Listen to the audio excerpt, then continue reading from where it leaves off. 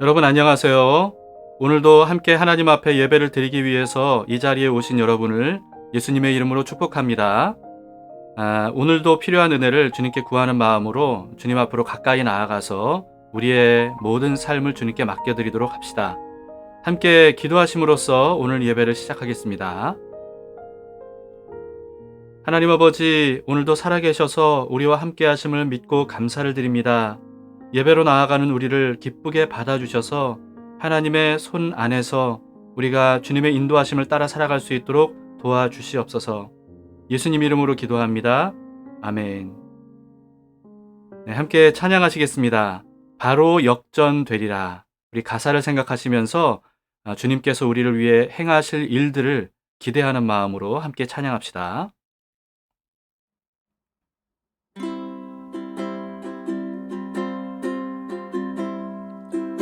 기도를 멈추지 마라. 눈앞의 상황이 마음을 눌러도 원망치 마라.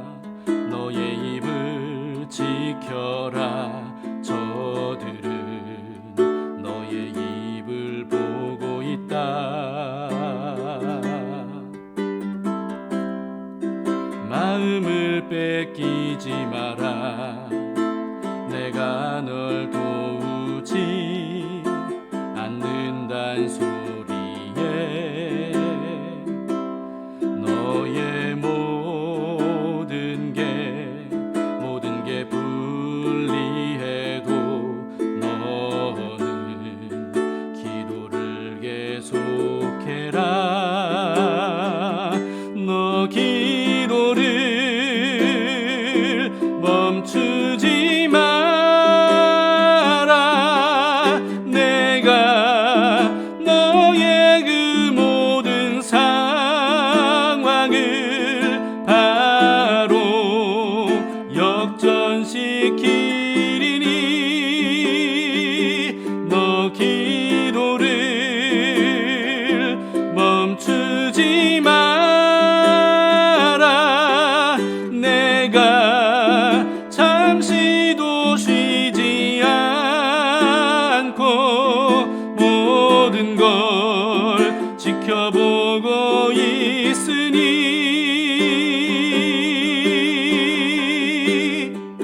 바로 역전되리라.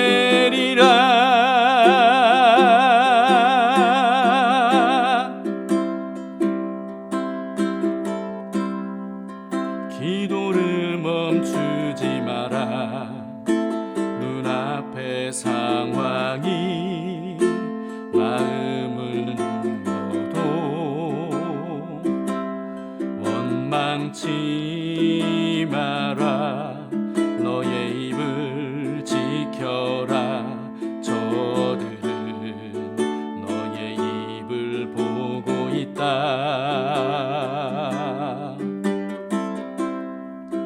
마음을 뺏기지 마라.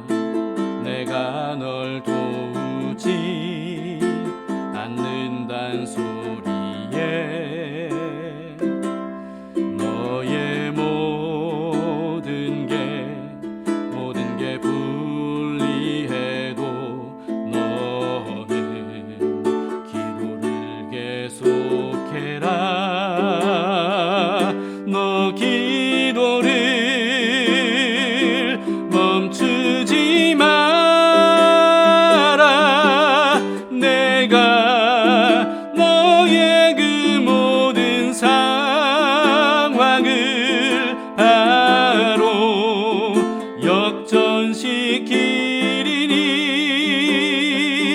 너 기도를 멈추지 마라.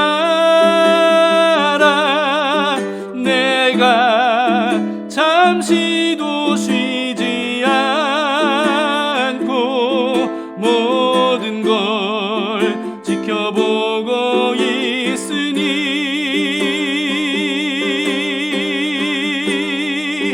바로 역전되리라.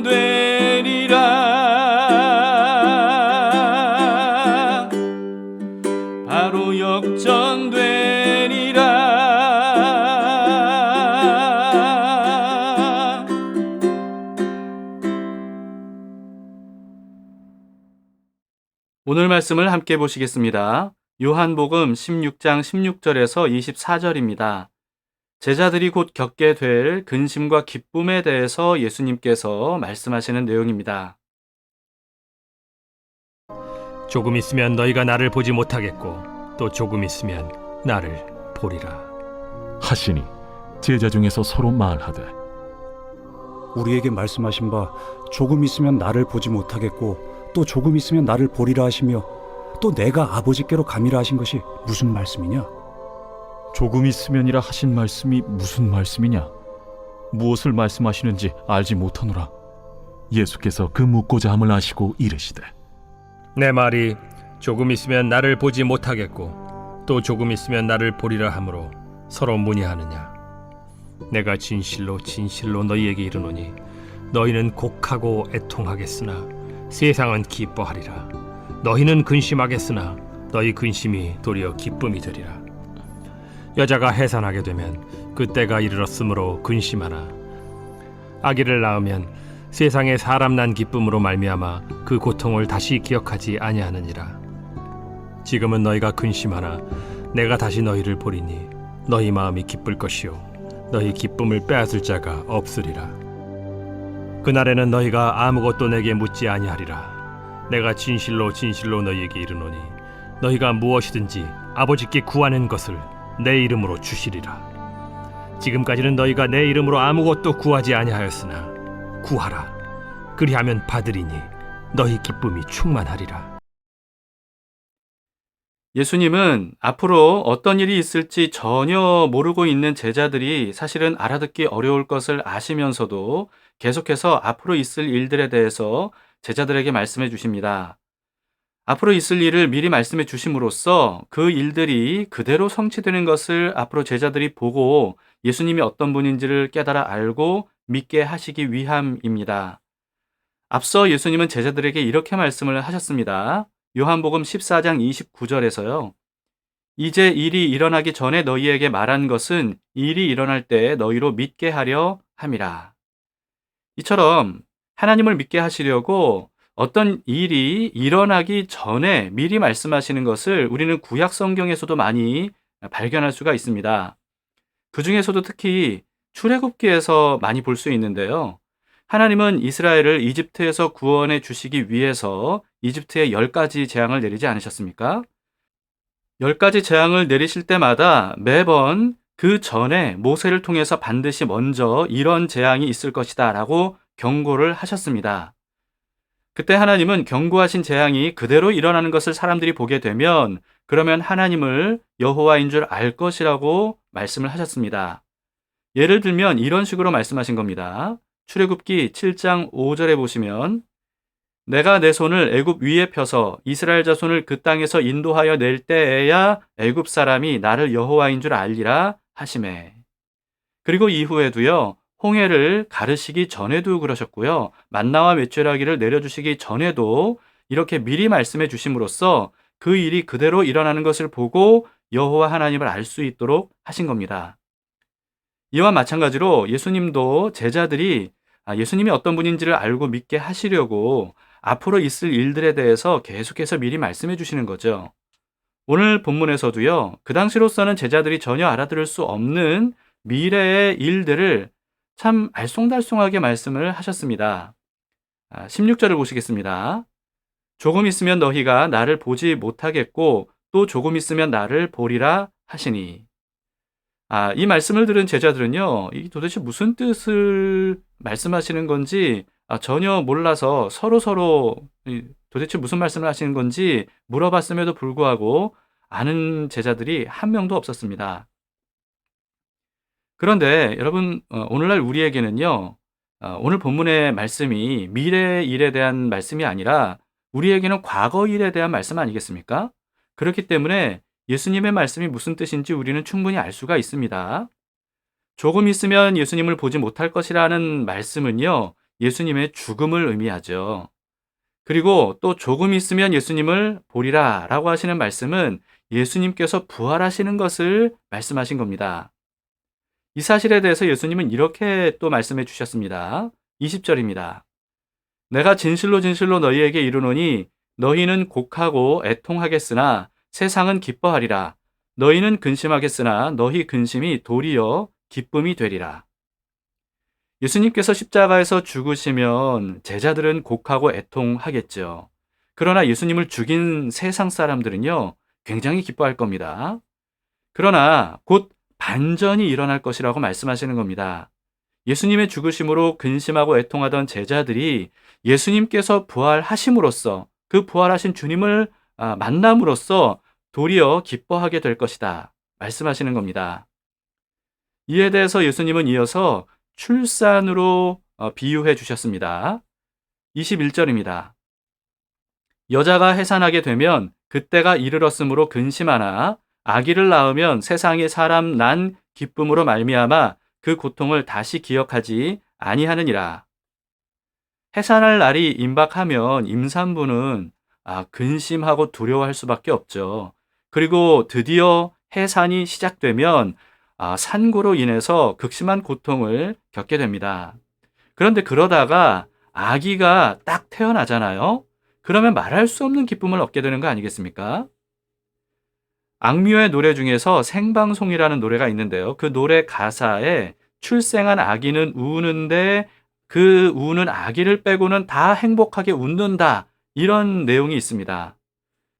그 노래의 묘사가 참 얼마나 적절한지 모릅니다. 산모조차도 이 극심한 공포와 고통으로 얻게 된 아기가 딱 태어나게 되면 그러면 어느새 기쁨으로 가득 차게 되죠. 그래서 기뻐하면서 그 아기를 미소를 지으면서 바라봅니다. 그리고 시간이 지나면요. 언제부턴가 이전에 그 산통을 겪고 아기를 출산했던 것을 그냥 잊어버리고 또다시 아기를 낳고 싶어하는 마음도 갖게 됩니다. 왜냐하면 아기를 얻는 기쁨이 너무나도 크기 때문 아니겠습니까? 이처럼 예수님께서 고초를 당하시고 십자가에서 죽으실 때 이 제자들은 극심한 두려움과 슬픔에 빠지게 될 겁니다. 제자들은 이제 다 끝이 났구나 이렇게 여기면서 절망에 빠지겠죠. 그러나 그게 끝이 아니라고 예수님께서 미리 알려주시는 겁니다. 부활이라고 하는 엄청난 반전이 있을 것이고 그러면 이들의 이전의 슬픔과 근심보다 훨씬 큰 기쁨을 얻게 되리라고 알려주십니다. 22절입니다. 지금은 너희가 근심하나 내가 다시 너희를 보리니 너희 마음이 기쁠 것이요 너희 기쁨을 빼앗을 자가 없으리라. 제자들이 부활하신 예수님을 다시 만나면 다시는 근심하지 않고 누구도 빼앗을 수 없는 기쁨을 얻게 될 것이라고 하십니다. 세상에서 얻는 기쁨은 어떻습니까? 더 큰 근심이나 슬픔이 오면 이전의 기쁨, 이런 거는 언제 내가 기뻐했냐는 듯이 너무나도 쉽게 순식간에 빼앗겨 버리지 않습니까? 그러나 예수님의 부활은요, 어느 누구도 뒤집을 수 없고요, 또 무효화할 수 없습니다. 그 정도로 엄청난 사건입니다. 그래서 부활로 얻는 기쁨은 누구도 빼앗을 수 없는 기쁨입니다. 그러므로 세상을 살다가 어떤 이유에서든 근심과 슬픔과 절망을 마주하게 되거든 오늘 예수님께서 하신 말씀을 우리가 꼭 기억할 수 있기를 바랍니다. 고통과 애통이 있겠지만 절대로 그게 끝이 아니라고 말씀하시는 겁니다. 끝인 것처럼 느껴져도 여러분 그건 느낌일 뿐이지 사실이 아닙니다. 예수님은 모든 것을 완전히 뒤집어서 바로 잡아주시는 분입니다. 예수님의 부활은 그 어떤 고통과 절망도 완전히 다 덮어버릴 정도로 큰 기쁨의 소식이죠. 예수님의 부활은 예수님의 부활로 끝나지가 않습니다. 반드시 우리의 부활로 이어지게 됩니다. 부활은요, 모든 질병과 장애를 영원히 완치시켜줍니다. 부활은 또 모든 슬픔과 아픔을 기쁨과 평안으로 바꿔줍니다. 부활은 죽음까지도 영원한 생명으로 바꿔줍니다. 부활이 해결하지 못할 인생 문제는 전혀 없습니다. 그렇기 때문에 부활은요, 우리에게 영원한 기쁨을 선사하지요. 그러므로 지금 우리가 근심과 슬픔과 아픔을 겪고 그 문제들이 아직까지도 계속해서 해결되지 않은 상태를 할지라도 그게 끝이 아니라는 사실을, 그걸로 끝나는 게 아니라는 사실을 확실히 믿고 우리가 알 수 있기를 바랍니다. 믿음으로 인내하면 반드시 역전되는 것을 우리가 보게 될 겁니다.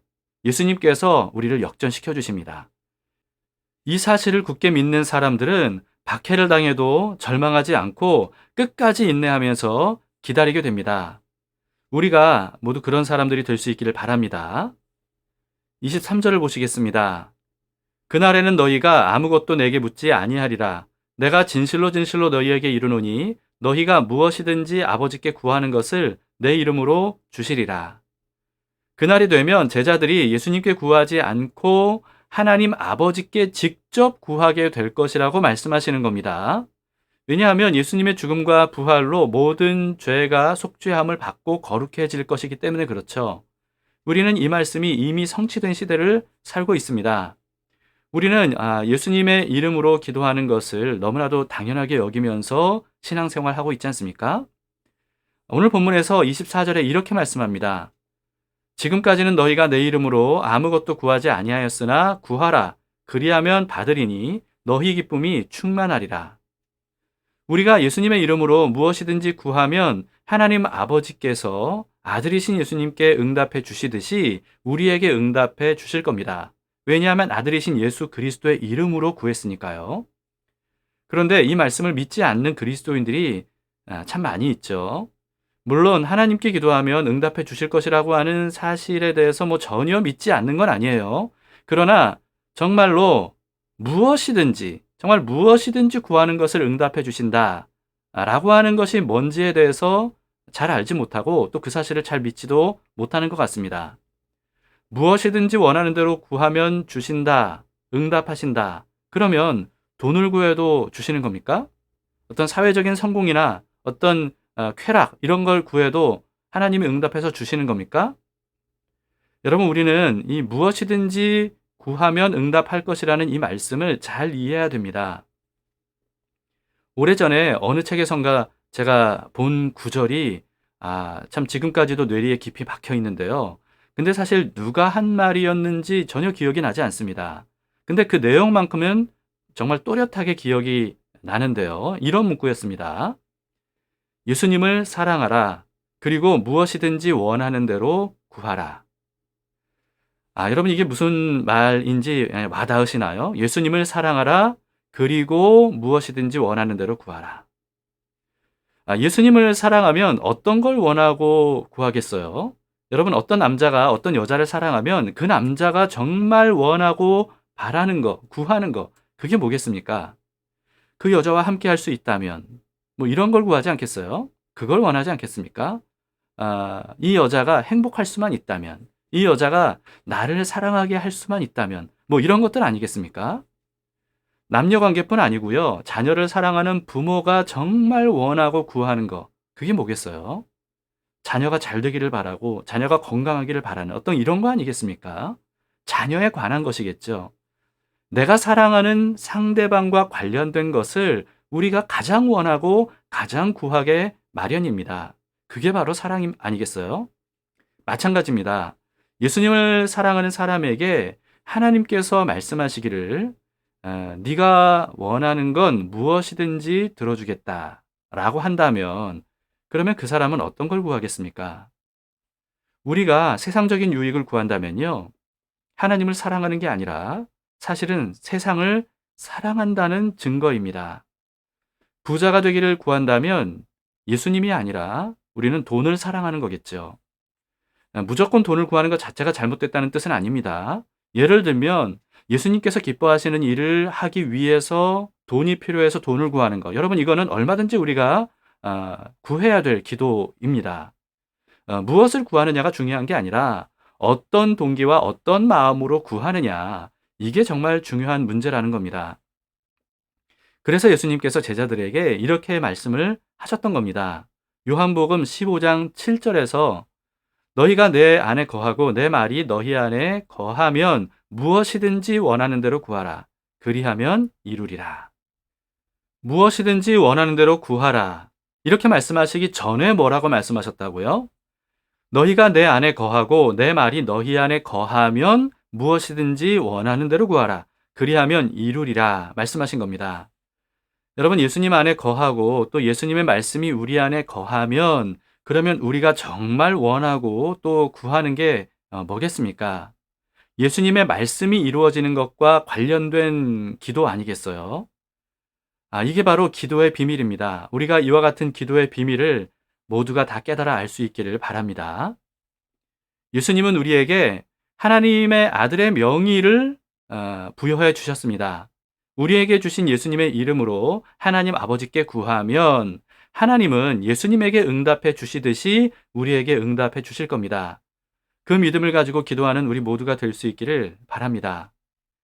특히 여러 가지 근심과 슬픔과 절망의 문제를 만나게 됐을 때요. 그럴 때 우리는 우리에게 주신 예수 그리스도의 이름의 그 권세를 잘 적극적으로 활용할 수 있어야 됩니다.